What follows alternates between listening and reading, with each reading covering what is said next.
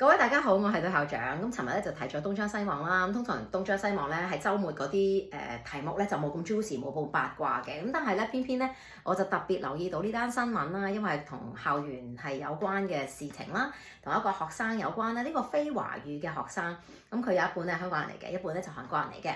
咁佢就有一個控訴啊，佢媽媽亦都有一個控訴啊。咁佢成篇訪問咧都係一個電話訪問，係問緊個學生，個學生係講得非常之清晰。好有條理，因為用第一身講翻自己嗰個嘅感受嘅咁樣。咁啊，有網民就喺度覺得，即係呢個小朋友就太玻璃心啦，太誇張啦，甚至有人會覺得佢係一個好曳嘅學生啊。其實佢有心要針對個老師咁樣。咁我諗我睇翻個事件先啦。個事件就係話老師就講根據一個新聞，然之後就講咧就韓國人咧就基於即係唔衛生等等嘅事情啦，於是咧就令到個疫情咧就咁差啦咁樣樣。咁喺嗰個學生咧，佢都有講多另外一個事件嘅。咁佢就講係一個老師唔應該做嘅嘢同應該做嘅嘢。佢講嗰啲説話咧，我係認同嘅。我同意嘅，即係我覺得一個老師係唔應該即係一刀切咁樣樣嘅。咁當然啦，我做過老師，咁如果你真係要某一句説話去斟酌嚟講咧，挑骨頭咧，咁可能唔公平嘅。咁於是學校嗰個其中一個回應咧就話啦，即係其實都係因應緊個事實去講啫咁樣樣。但係問題喺邊度咧？問題唔係呢個老師係咪特別憎呢個學生？呢個學生係咪特別討厭呢個老師要搞大件事？而係學校嗰個反應。學校就話就呢件事，佢係問個同學仔有冇啲咁嘅即係感覺啊咁樣，同學仔都覺得冇問題。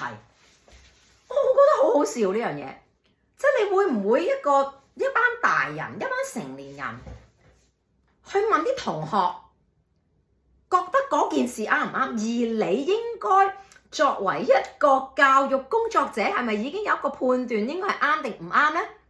咁點解佢要咁做呢？因為當然佢係要撐緊個老師嘅，係咪？就算佢私底下去話個老師都好啦，佢對外佢都盡量想撐，因為佢要為間學校着想，因為要慣低講對唔住咧，呢一個放下呢一樣嘢咧，好多學校係做唔到，好多老師做唔到，因為覺得認咗衰咧就有問題啦。即係我覺得直情係好似一啲商業機構咁樣，即係啲律師就話啦，你唔好認啊，你唔好認啊，你認咗咧，我哋又要賠償啊，又俾其他人話啊，等等咁樣樣啊，留咗一個底啊，唔好啊咁樣。咁但係喺一個教學嘅環境，如果我哋大人做錯事都唔識得道歉，唔識得反省，唔識得去認錯咧，其實好唔服㗎，即係做學生係好唔服嘅一件事嚟嘅。咁你問我，如果呢件事佢講咗一啲事情咁樣啦，如果一個老師講一啲事情令到我好唔舒服嘅，令到我作為一個女性可能好唔舒服嘅，咁你問啲同學仔，大部分可能係男同學嚟嘅，佢唔覺得有問題。又或者你問啲女仔，因為佢唔係被冒犯嗰個，咁佢唔覺得有問題，係咪等於冇問題咧？咁所以我對於學校嗰個反應，我係好失望啊！其實係，我覺得好失望。如果嗰個嘅課堂入面，佢係討論緊喺疫情期間係有啲乜嘢令到即係每一個國家都有啲咩錯咧，然之後令到佢爆發。英國咧叫人哋唔好戴口罩啊。OK， 香港都有嘅，其實有段時期。又或者係我哋就意識唔到仲要周圍喺度聚會啊嚇咁樣樣，所以即係散播啦，就即係又去 party 啊咁樣樣。咁呢啲係一個每個國家都可能有啲衰嘅位，可以話即係衰咗，然之後令到疫情爆發，而唔係韓國人咧就污糟。咁呢個係好奇怪。嗱，如果個老師咧係唔係想講韓國人係咁樣樣嘅話，佢應該修飾同埋解釋翻，應該喺個課堂解釋翻，同個同學解釋翻，甚至係好大方咁講話。嗱，呢件事我咁樣講，老師其實都要解釋翻清楚，當時我係咁態度嘅。但係我咁樣講咧，我就冇照顧到我哋個同學嘅感受。其實老師都有啲唔啱，所以我同你道歉。嗱，我覺得咁樣樣係會比較好啲嘅。咁點解要咁做啊？係咪老師咪就 day 都要喺度同啲小朋友道歉咯。點解啊？我講一課書啫。嗱，嗰個問題就係你係老師，佢係同學，你哋係相處1年，甚至係多過1年，你哋係一種關係。你呢個關係咧，唔係一個主持人跟住同我哋一個觀眾咁樣樣。即係我可以講話，大部分女人啊，都係叻過男人㗎咁樣。咁你可能就話：哇，乜你咁講㗎？呢個世界點會大部分啫？你又知大部分，你有冇查過㗎？你有冇數據㗎？咁樣咁好明顯，我係唔會特別同你去再解釋我呢句説話有冇一個數據啦，係咪？喺一個老師，佢如果同學生個關係破裂嘅時候，你係做咗場 show 俾全班同學睇，你係一個咩嘅人？你係一個咩嘅人？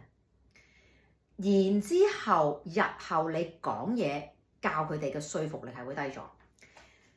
咁可能你影響唔到你教嗰科嘅，你話我教數學啫，我就唔係教德育嘅咁樣。但係如果真正一個好嘅老師，不論係教咩科目都好，佢都流露到一種係關心同學嘅一種情懷，甚至更嚴嘅老師都有嘅。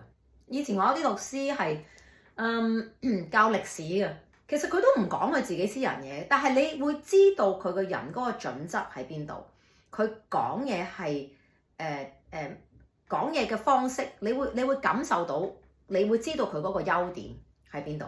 好難講到個缺點，你最多咪話，哎呀佢好惡㗎咁樣，咁但係話好嚴㗎咁樣，但係你唔會講到佢對你衝擊到你一個好嚴重嘅一個嘅價值觀。但係喺而家呢個情況，哇搞到咁大嘅時候，我見到嘅學校就係撐緊。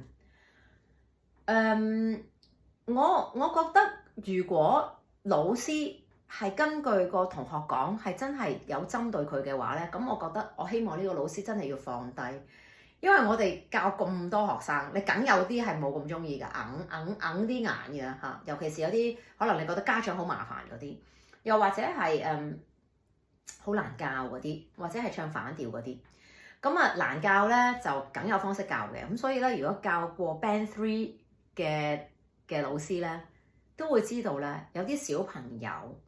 其實佢點樣讀書差都好啦，佢都有可以俾你教到嘅一面，尤其是嗰個嘅性格啊、脾性啊咁樣都可以感染到。咁所以喺呢件事入邊，我見到嗰個學校覺得冇問題，因為問過啲同學仔啦，我覺得好好笑，我覺得好好笑啊！真係，你點可以問？